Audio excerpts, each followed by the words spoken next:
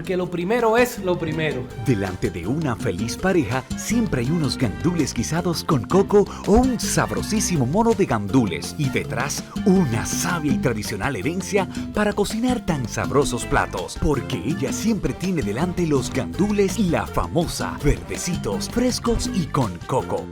Porque lo primero es lo primero. De La Famosa, claro. Y La Famosa, lo más natural.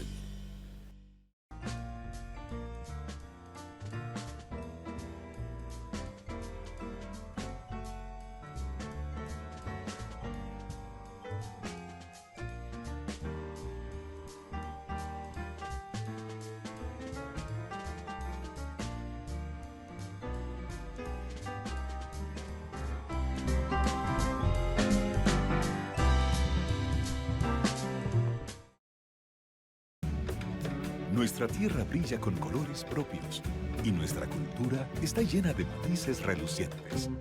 Tenemos colores únicos para nuestro carnaval. Hay un color para nuestra herencia y nuestra historia. Y están los colores de nuestro orgullo y de la dominicanidad. República Dominicana es una tierra colorida y desde hace más de 50 años, aquí el color es popular.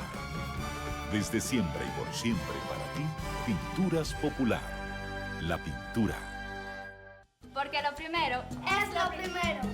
Delante de unos maravillosos hijos siempre hay deliciosos platos y exquisitos postres. Y detrás una magnífica chef que sabe sorprenderles cada día porque siempre tiene delante la leche de coco La Famosa, fresca, natural y tan nutritiva. Leche de coco La Famosa, porque lo primero es lo primero. De La Famosa, claro. La Famosa, lo más natural.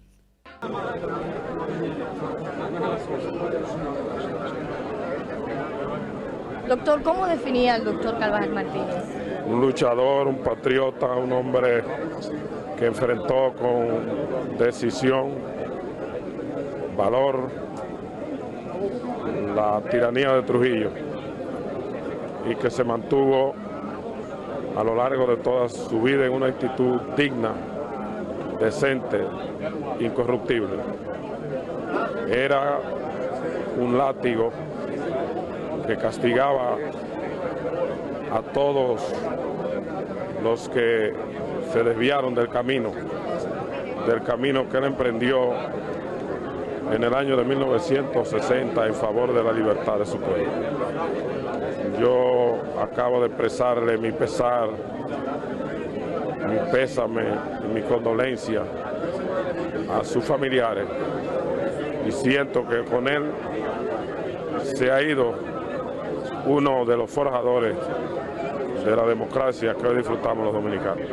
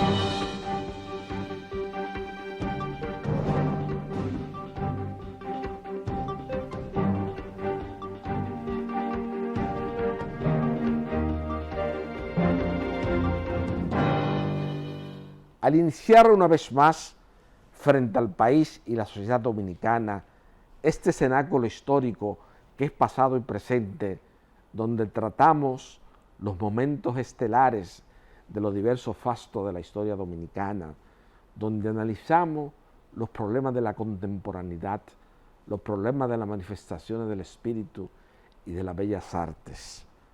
Y por cierto, al iniciar hoy, sábado, este programa de televisión frente al país, quiero compartir la gran noticia de que una joven inmigrante que nació en Dajabón, que emigró a los Estados Unidos a temprana edad, hoy día se ha constituido en una de las artistas latinoamericanas más cotizadas, como es Fideley López. Todo vino como consecuencia de la investigación que yo realicé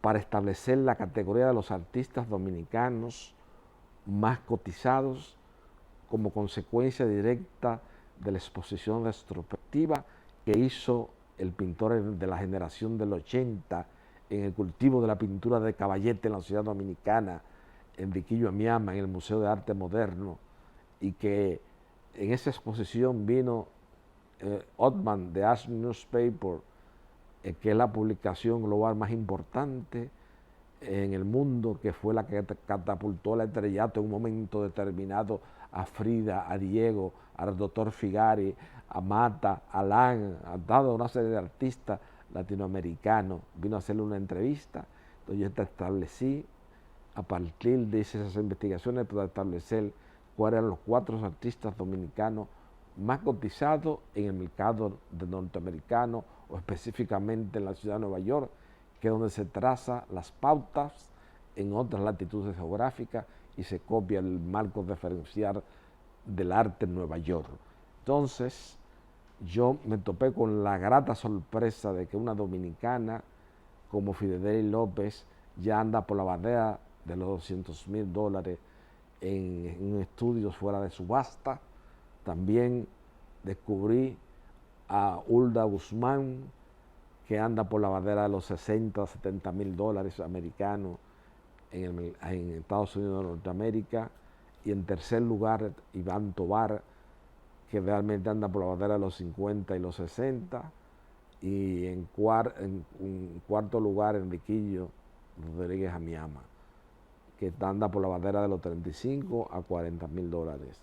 Eso es una noticia importante, porque dentro del proceso migratorio y esa resistencia que se da y esas polémicas y esas controversias que originan a nivel global los movimientos migratorios, es importante que Fideley López haya demostrado en los Estados Unidos de Norteamérica, un país donde está lo más granado del pensamiento contemporáneo, haya llegado a esa barrera de ese monto, que es un artista verdaderamente con un universo mágico, es una especie, es un híbrido de un expresionismo figurativo con figuras inmersas en el aire, con una marcada influencia también de otros destacados artistas norteamericanos como William de Koontz, Mark Rocco y Chagall.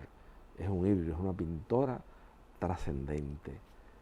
Esta noche, y después de varias semanas de ausencia, se encuentra con nosotros el eminente ciudadano, como es don Sergio Federico Germán Medrano, que me ha acompañado en todo este trayecto de los últimos 15 años en mis intervenciones públicas ante el país, cuando he mostrado preocupación por la pérdida del perfil que está teniendo este país como sociedad en la apertura y la democracia.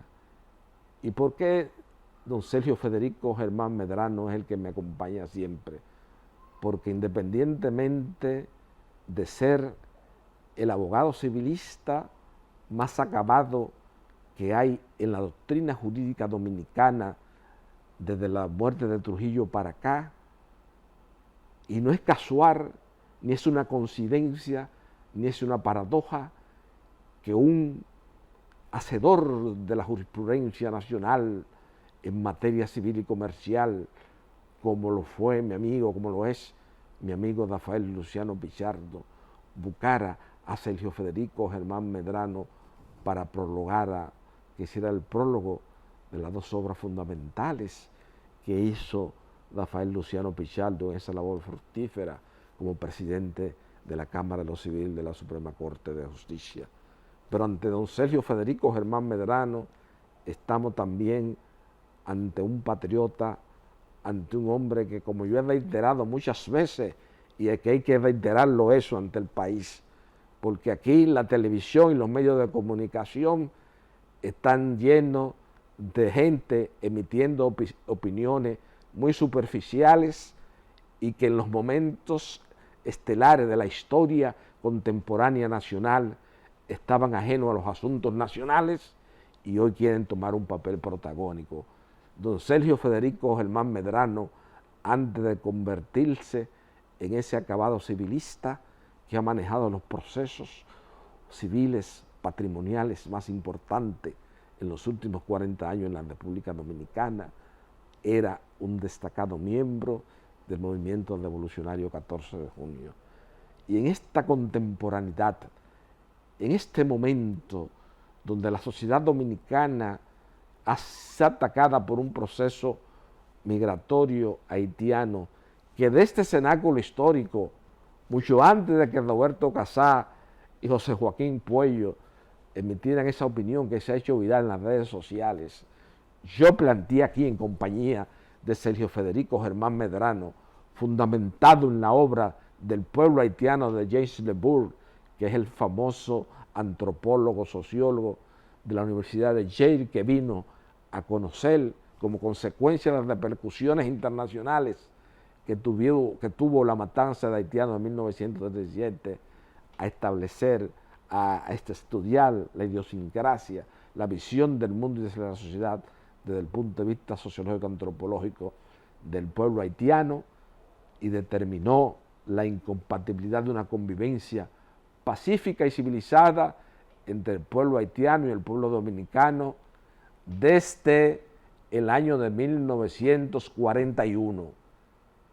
Ha causado un revuelto de que Roberto Casá, un historiador que proviene de lo que en un momento determinado Jiménez Grullón definió como la farsa izquierda, pero Roberto Casá siempre como historiador, movimiento obrero y lucha socialista en la República Dominicana, capitalismo y dictadura, que son obras fundamentales, utiliza como método de interpretación de la historia el materialismo histórico, el materialismo dialéctico y las luchas de clase como motor de la historia, que es un método en el cual él ha ganado bastante prestigio en la sociedad, y generalmente esos historiadores formados bajo esa escuela de pensamiento eran libres, no tenían ningún tipo de resistencia a los procesos migratorios por el internacionalismo que llevan las ideas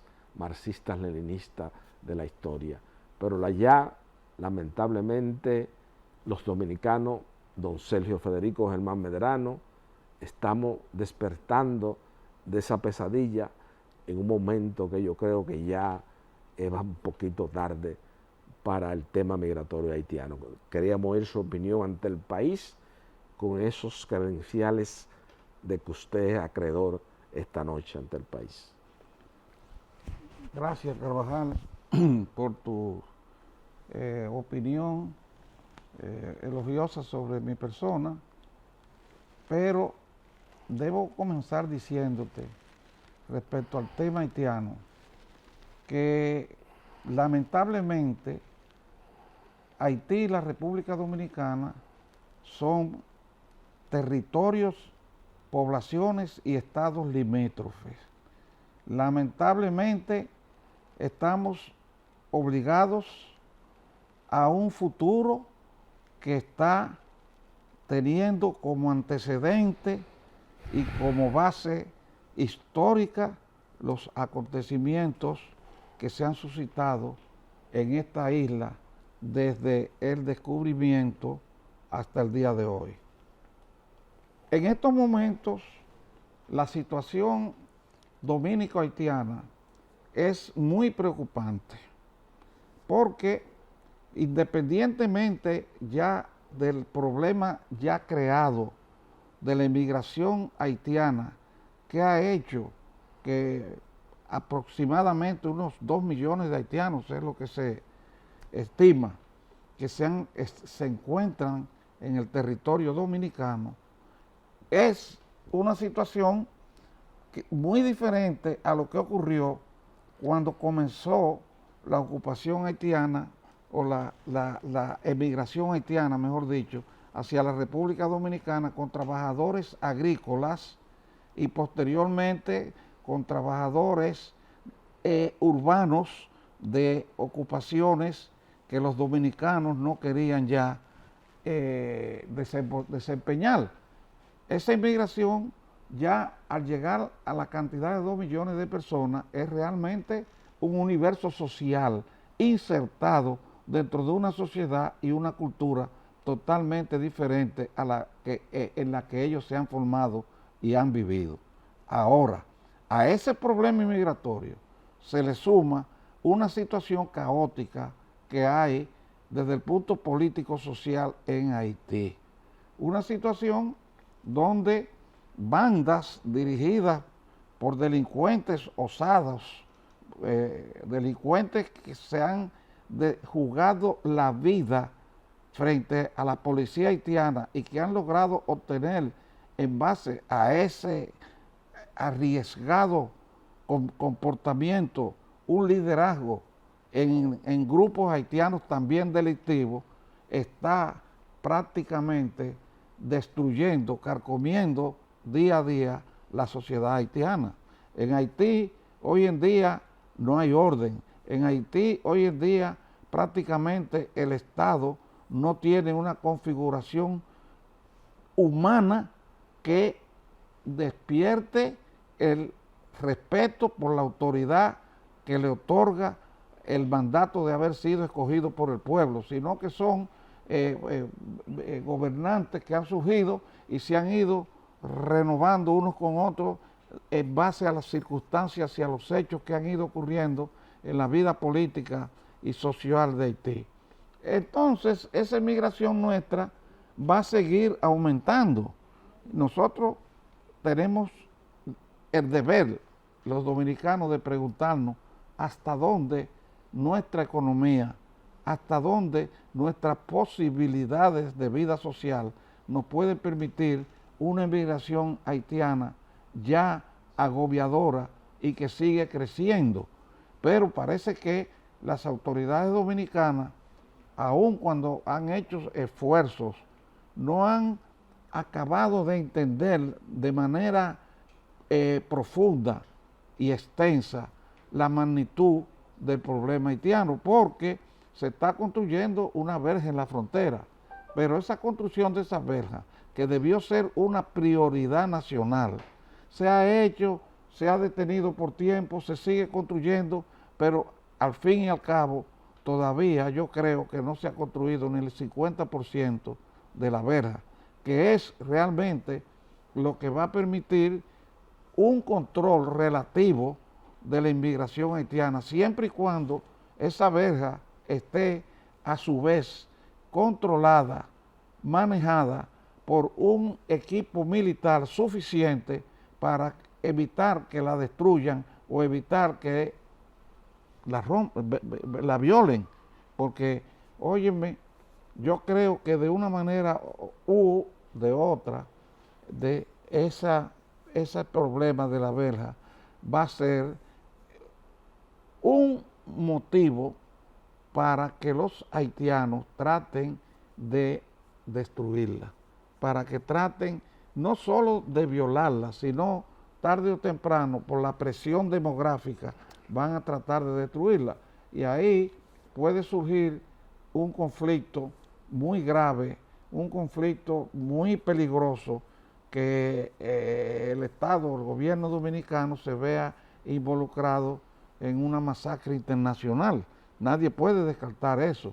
En vista de las, repito, en vista de la situación... Por el camino que vamos parece que eso va a ser la solución, lamentablemente, porque mire lo que ha pasado, don Sergio, y excúseme que lo interrumpa así introspectivamente frente al país. Aquí, en Haití, cuando pasa el terremoto del 2010, mucho antes de eso, la MINUSTAH se había inventado de desbaratar y de desintegrar el ejército haitiano con Raúl Cedras, que tenía un control sobre toda la territorialidad del pueblo haitiano. Entonces, usted podía tener un interlocutor con quien usted podía establecer una conversación.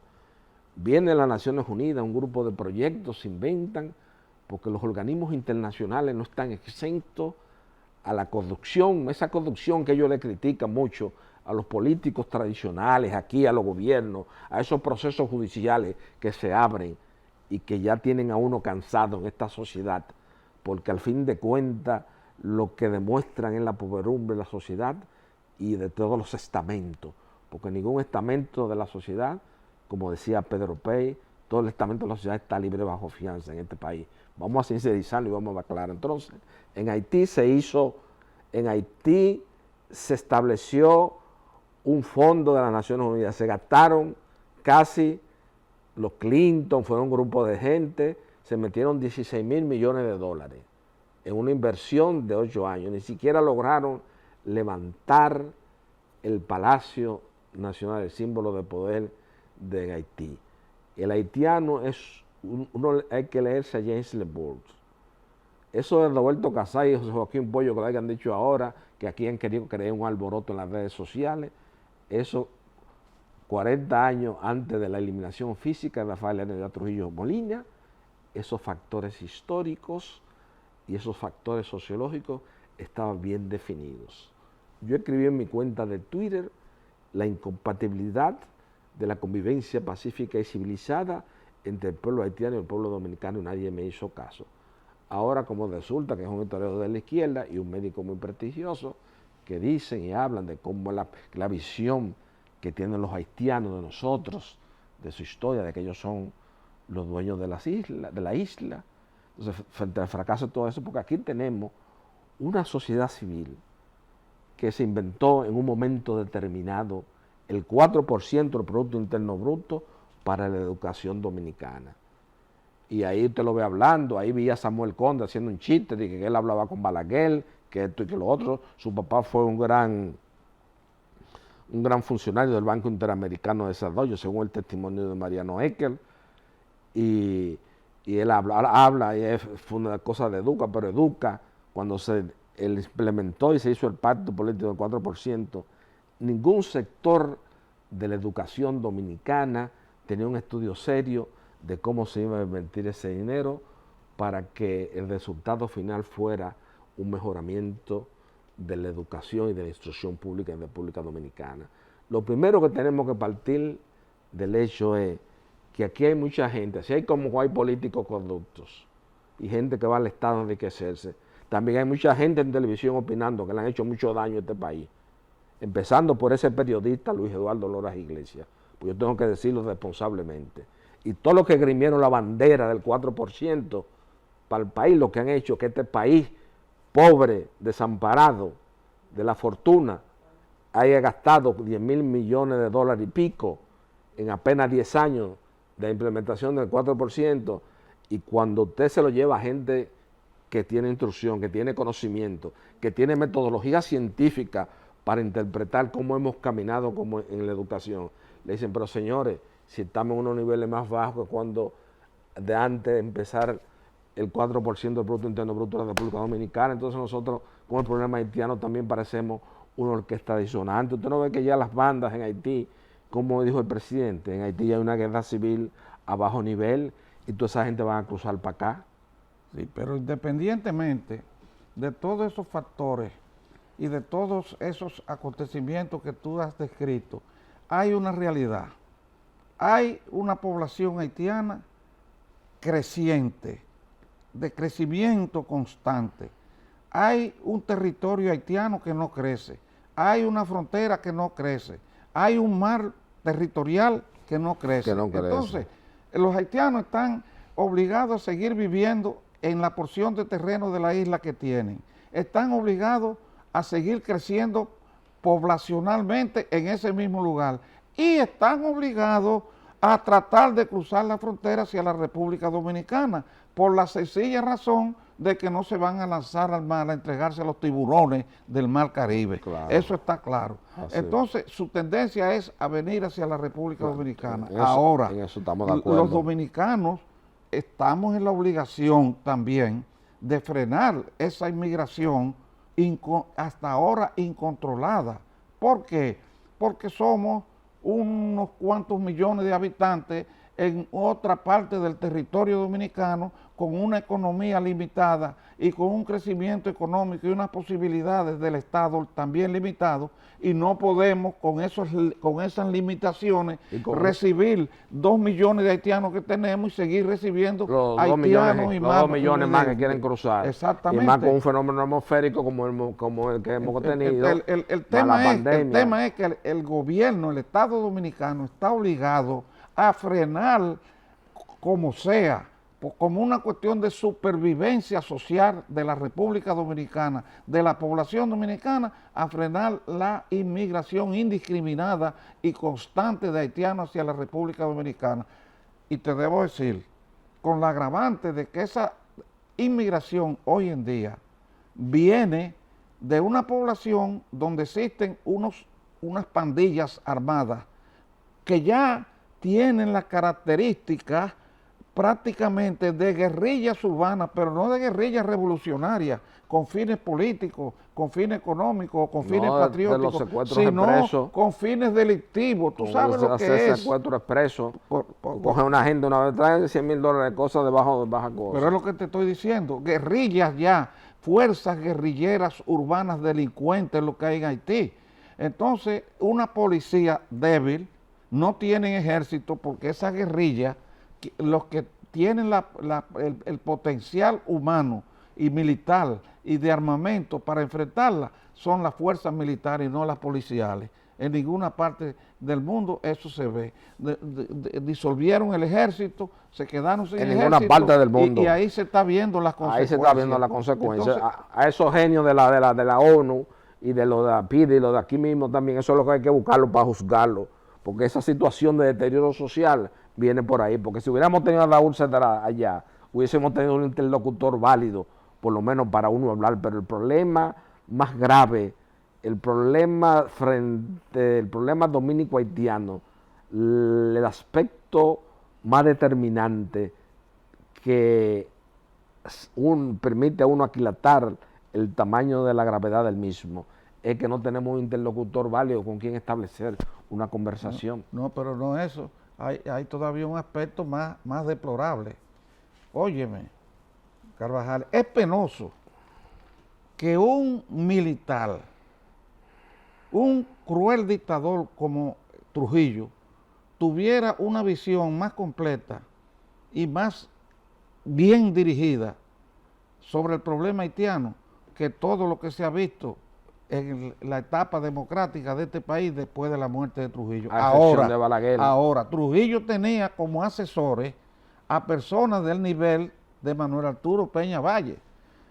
Si tú te lees una obra que escribió Manuel Arturo Peña Valle que se llama Orígenes del Estado Haitiano, claro, tú te vas a encontrar ahí por qué Peña Valle, Porfirio Herrera Báez y otros intelectuales que estaban al lado de Trujillo pudieron establecer y convencer al dictador de que organizara una política dirigida a contener la inmigración haitiana hacia la República Dominicana.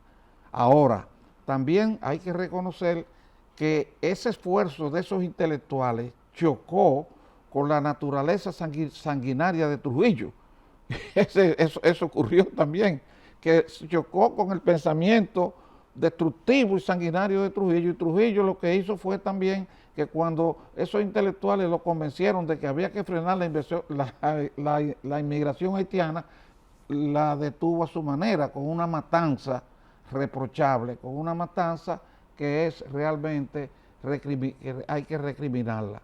Pero la matanza que hizo también tuvo sus consecuencias, porque al fin y al cabo la inmigración haitiana y el territorio dominicano fue respetado a partir de esos acontecimientos tristes y lamentables, fue respetado por la población haitiana.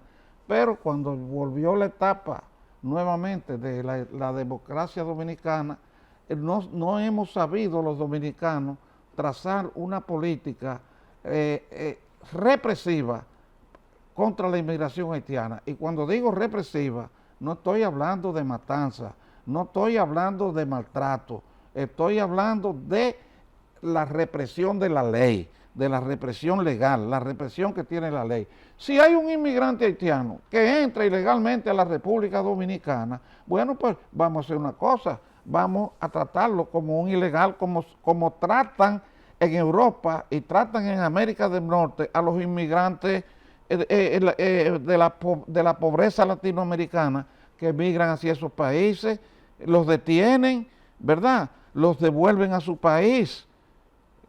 ¿Por qué nos hacemos nosotros eso con los haitianos? Porque ya no tenemos la capacidad militar y se ha desbordado el tema haitiano. No, y porque se ha desbordado ya, se dejó que se agotara las administraciones del doctor Leonel Fernández con esa proyección que él quería de hacer un líder continental y esos sueños, esa cosa, se dejó una frontera abierta porque no podía darse el lujo que ningún organismo sectorial de la sociedad civil norteamericana que ven en República Dominicana la solución del problema haitiano, porque hay literatura sobre ese tema, hay mucha literatura, no es invento ni fabulación. Yo sé que los bichos son un poco obcecados, fanáticos y enfermizos en muchas ideas y conceptos que plantean ante el país, pero en esto ya están bastante claros y edificados. Entonces, nosotros lo que nos queda, el señor presidente de la República, que acaba de coger la conducción de los destinos nacionales, por lo menos está haciendo un esfuerzo. Se está viendo que desde la jefatura del Estado no se puede ser mezquino. Yo no soy partidario de esta administración, ni tengo simpatía política por ninguno de ellos, pero tengo que ser objetivo en el análisis y veo que hay una preocupación. Pero ese tema ya... Pero perdón, es que te digo una cosa, si tú bien lo ves, y hay que decirlo, ¿y por qué no decirlo? Claro.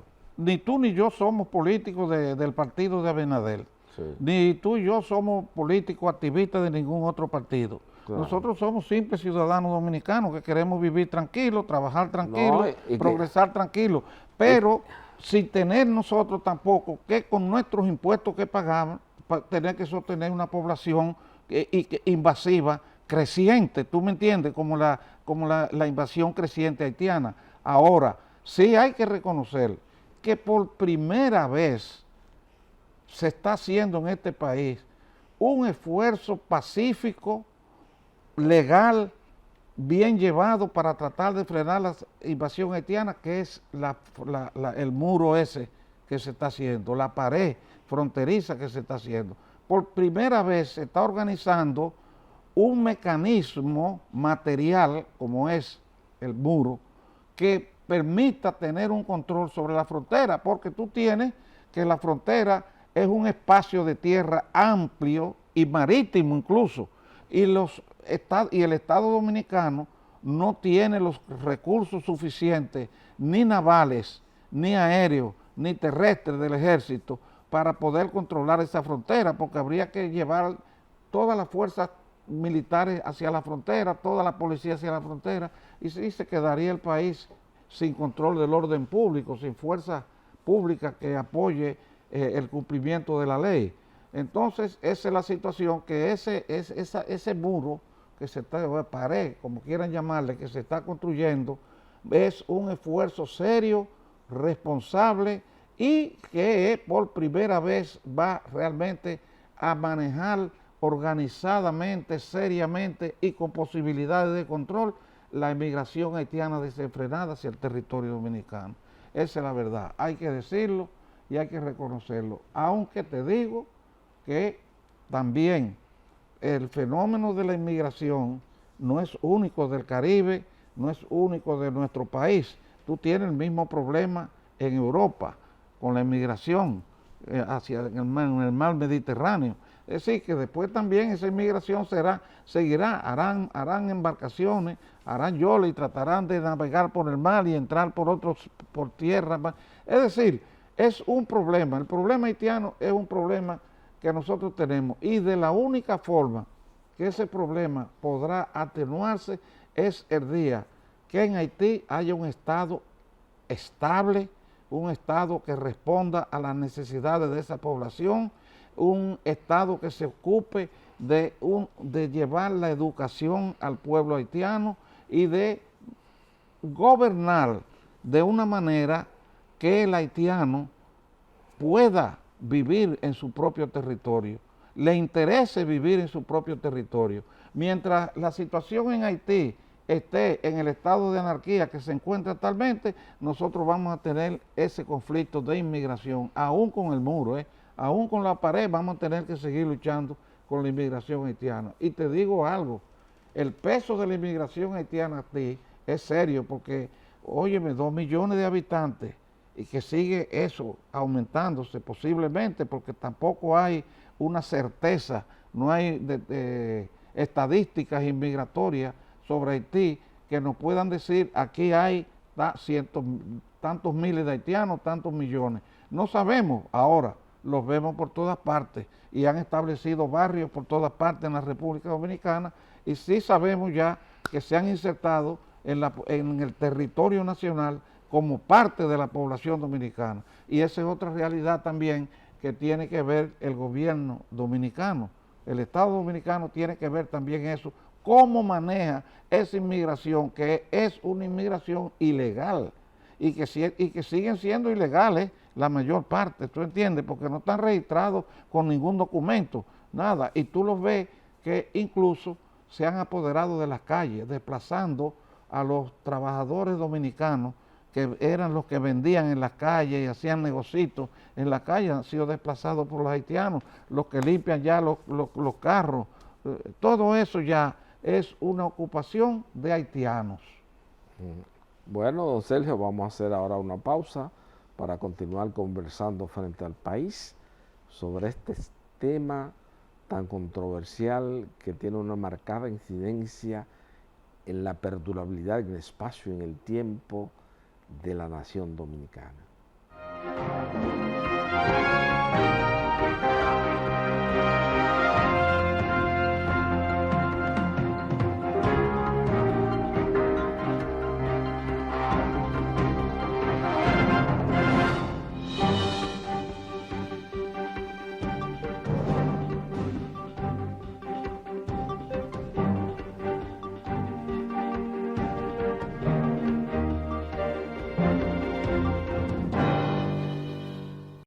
Mi amor, de la famosa, todo. Y me encanta su maíz. Su leche de coco. Su maíz. Su leche de coco. Su maíz. Su leche de coco. Su Leche maíz. de coco. Maíz con coco. ¡Claro! ¡Llegué! Maíz con coco, la famosa. ¡Ah, pero este es nuevo! Sí, con su tierno maíz dulce y su auténtica leche de coco, hace de tus platos una fiesta de colores, olores y sabores. Maíz con coco. De la famosa, claro. La famosa, lo más natural.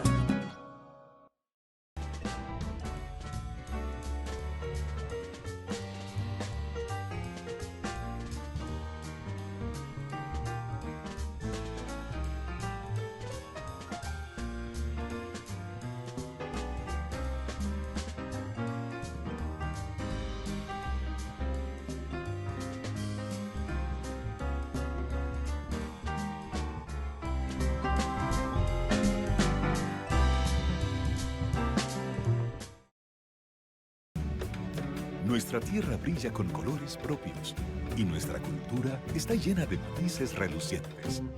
Tenemos colores únicos para nuestro carnaval. Hay un color para nuestra herencia y nuestra historia. Y están los colores de nuestro orgullo y de la dominicanidad.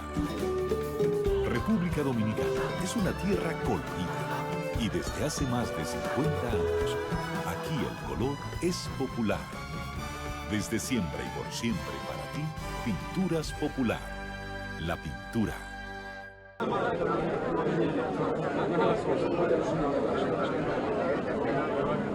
Doctor, ¿cómo definía el doctor Carvajal Martínez?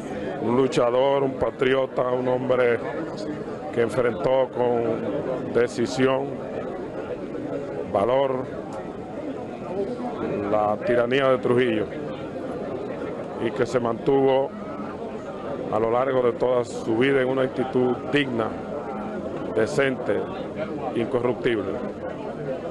Era un látigo que castigaba a todos los que se desviaron del camino que él emprendió en el año de 1960 en favor de la libertad de su pueblo. Yo acabo de expresarle mi pesar, mi pésame y mi condolencia a sus familiares y siento que con él se ha ido uno de los forjadores de la democracia que hoy disfrutamos los dominicanos.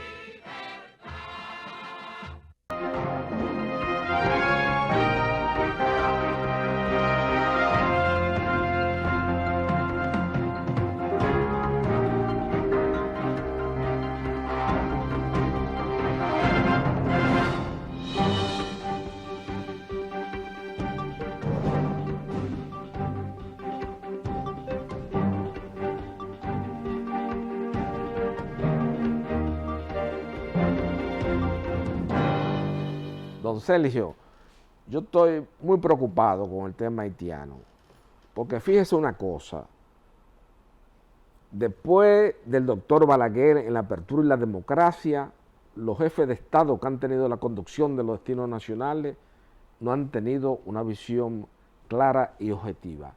El ingeniero José Israel Cuello Hernández, antiguo compañero de mi padre y compañero suyo en el movimiento clandestino 14 de junio que se creó en la finca de don Charles Bogar bajo el liderato de Manuel Aurelio Tavares Justo y de Minerva Mirabar para combatir la era de Trujillo, estableció en un libro de la contratación haitiana que todavía cuando Balaguer venía a los ingenios azucareros en unas condiciones, hay que reconocerlas, casi semiesclavistas, y en los ingenios privados del país, y al término de la zafra se retornaban.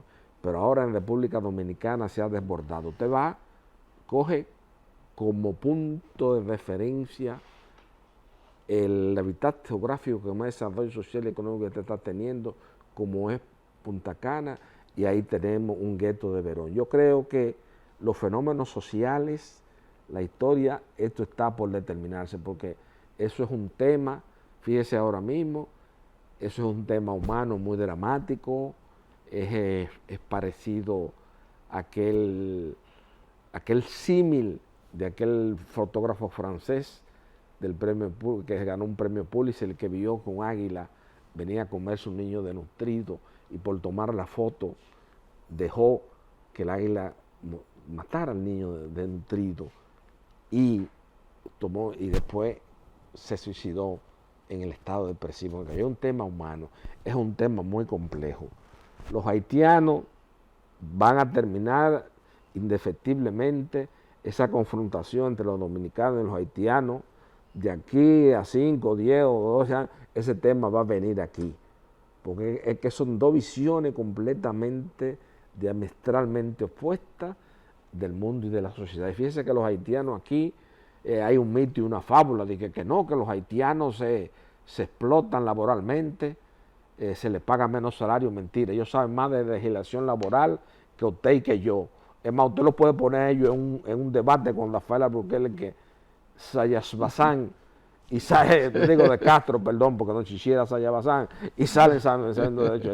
Eso es un mito y una fábula. Ellos aquí cobran más, y si usted no le paga el día que él, le cortan un brazo. Porque si usted ve la distribución geográfica del crimen de Freddy Pretor Castillo, cuando el centenario de la República, que Trujillo organizó a todos los procuradores generales de corte a que hicieran una exposición frente al país, don Freddy Pretor Castillo cogió la distribución geográfica del crimen. Y usted se pone a analizar, Gústene o no nos gusta a nosotros, en ese momento eran los crímenes, las rencillas, cuestiones personales, un muy escaso asesinato porque había un control.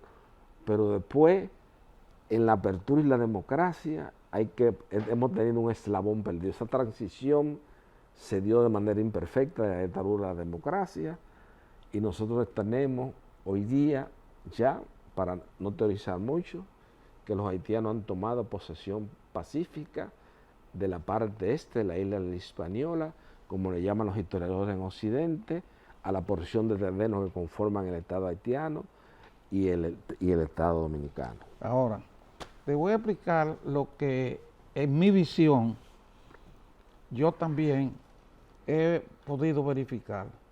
La inmigración haitiana hacia la República Dominicana ha presionado la migración dominicana hacia el extranjero. Me explico. En el campo, el trabajo de campo lo hacían obreros agrícolas dominicanos. Fueron sustituidos por los haitianos.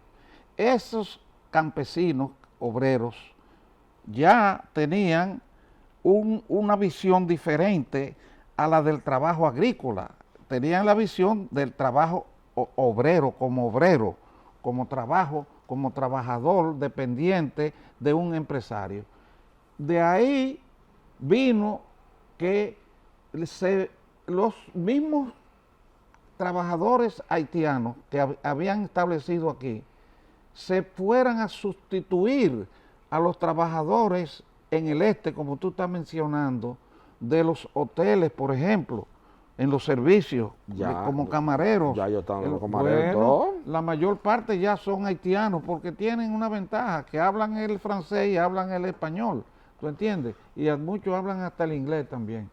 Entonces ha habido un desplazamiento, una emigración haitiana desplazada hacia la República Dominicana, que también ha promovido un desplazamiento o emigración de los trabajadores dominicanos hacia el extranjero, principalmente hacia Estados Unidos y hacia Europa. Últimamente han ido también a Chile, América del Sur, a Chile, a México están yendo también. Quiere decir que si tú ves bien el fenómeno, la emigración haitiana ha forzado la emigración dominicana hacia el extranjero. Y eso ha conducido a que la mayor parte de la mano de obra de los hoteles, la mano de obra de los campos, sea una mano de obra haitiana completamente pagada por el empresario dominicano. Y el empresario dominicano no ha tenido más camino que contratar la mano de obra haitiana porque, como te dije, el trabajador dominicano del campo y el trabajador dominicano obrero urbano emigró hacia Estados Unidos y emigró hacia Europa. Realidades que han hecho que la República Dominicana hasta cierto punto se haya visto en muchos sentidos precisando, necesitando que esos emigrantes haitianos vengan a la República Dominicana a trabajar. Por ejemplo, en el corte de la caña, todavía, ¿quiénes lo hacen? Sí, pero hay una gran mecanización ya por parte de Central Romana y de los grupos privados, porque acuérdense que el Estado fracasó. Leonel Fernández en una ley de privatización de las empresas públicas, a la cual Ramón Andrés Blanco Fernández, como catorcita, dijo, espérate, aquí lo que están haciendo es terminando de regalar el patrimonio del pueblo dominicano, que era el patrimonio de Trujillo, porque para Trujillo le dijo a Vallenilla Lán, yo he hecho mucha riqueza en mi dilatada vida pública en la conducción del pueblo dominicano, pero esa riqueza es del pueblo dominicano y cumplió con su palabra, porque usted analiza y lo que se llevaron los Trujillo cuando se murieron, aquí no es ni siquiera el 3% de lo que ellos dejaron internamente en la República Dominicana. Entonces se inventaron, entonces todos los ingenios del CEA pasaron a manos privadas, la ley de capitalización de las empresas públicas, y se le pasó, terminó de pase del patrimonio, ahí cogieron los mayas, cogieron la cuestión de moneda, los dominicanos que hicieron, se lo vendieron a unos centroamericanos a ganar su plusvalía, y ahora están como unos pachás en la playa de Naples, y en San Petersburgo, San Spirit en Florida, paseando. Entonces esa es la historia. El patrimonio de Trujillo se degradó. Entonces todos esos trabajadores haitianos que vienen aquí del dominicano, ese proceso migratorio que se abrió a partir de la revolución de abril hacia los Estados Unidos, ya nadie es cierto. En el campo dominicano, el dominicano, como decía lamentablemente Moscoso Pollo en cartas a Evelina, le fascinaba, es muy holgazán, le encanta dormir una siesta. Y ahora yo diría, en la posmodernidad, si Moscoso Pollo hubiese estado vivo y le tuviese que escribir las cartas a Evelina, diría que le gusta estar debajo de un árbol, en una sombra, en un motoconcho. Y el haitiano que hace la labor de campo, pero lo que yo quiero que el país esté claro es que no es como dicen estos pseudoperiodistas, que es la reminiscencia de la falsa izquierda que se ha enganchado a periodistas, porque muchos fracasaron en el cultivo del género de la poesía y de la novela y la literatura, y se han enganchado al periodismo y a emitir opiniones como diletantes ante el país. Por eso parecemos una orquesta disonante. No es como ellos dicen, que los haitianos se le vive explotando. No, los haitianos se les paga el salario incluso está muy por encima de lo que establece sectorialmente el Comité Nacional de Salarios para cada actividad agrícola o industrial del país, porque ellos saben exigir y ellos saben que no hay dominicano que lo quiera hacer, porque en eso sí usted tiene ahí sí es verdad, tenemos que hacer una autocrítica.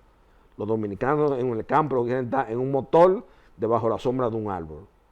Esa misma holgazanería, esa misma descripción del paisaje que decíamos Moscoso Pollo, de que la belleza del paisaje dominicano compite con la ignorancia del dominicano, esos son realidades concretas. No podemos tampoco nosotros atribuirle a los haitianos el 90%. Es como el mundo migratorio y el mundo de la migración, como usted dice, es un mundo muy complejo. Hay que estudiarlo desde el punto de vista sociológico y antropológico con la precisión de un cirujano para no pecar en premisas falsas. Sí, pero en este momento, vuelvo a repetirte, que uno de los aspectos más peligrosos y sombríos de la emigración haitiana es el tema de las bandas armadas en Haití. Sí, ese es el tema más peligroso. A eso tiene que ponerle mucha atención el gobierno dominicano, porque están transportando armas hacia la República Dominicana. Ahí está el ejemplo de armas que encontraron en un allanamiento de la policía en Jarabacoa, fusiles de guerra. En otro lugar... No, pero fusiles de alto alcance, sí, que no lo tiene el ejército dominicano. Y en otros allanamientos... Todavía los militares dominicanos no lo tienen en su poder. Bueno, última tecnología de Estados Unidos. otros allanamientos que han hecho, han encontrado también fusiles, armas de guerra. ¿De dónde están viniendo? De Haití. Pero si están, esas bandas haitianas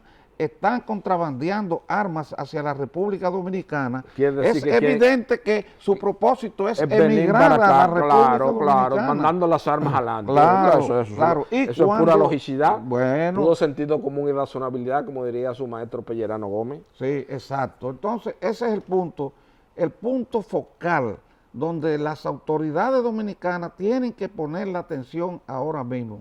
Primero, en la construcción, terminación y construcción del muro fronterizo, que repito, es una obra que hay que aplaudir al presidente, nuestro presidente Abinader, por esa decisión y de construir ese muro. Segundo, hay que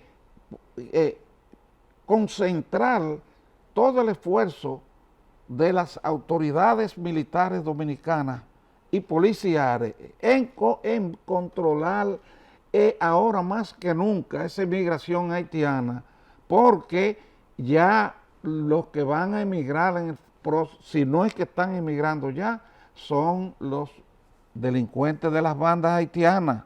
Los delincuentes de las bandas haitianas que están enfrentando con guerrillas urbanas a la policía haitiana, porque hay bandas de esas que se han apoderado de parte del territorio de Puerto Príncipe.